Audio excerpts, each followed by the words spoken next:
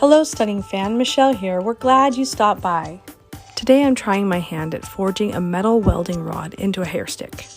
The tools I used were as follows: a hammer, a small torch, a vise, a needle nose pliers, wire cutters, leather gloves, safety glasses, the welding rod, a bench grinder, and a belt sander.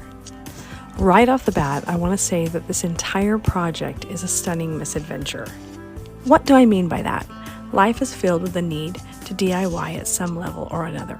For some, it may be very little because they prefer to pay a professional to come in and take care of life's day-to-day needs as they arise.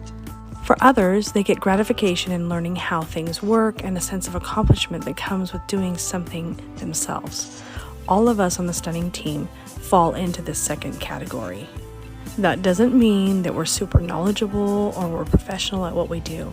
It simply means that we're willing to try and learn, and sometimes during this process, we encounter misadventures. But we don't give up, and we use these misadventures to learn from. Most of the time, with perseverance, being flexible, and a willingness to veer from the original plan, our projects turn out stunning, at least to us. This is the actual meaning behind our name.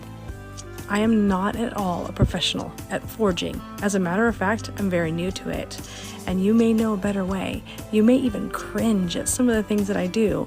This is not meant as a tutorial. It's simply me sharing my adventure of trying to forge steel because I needed a hair stick.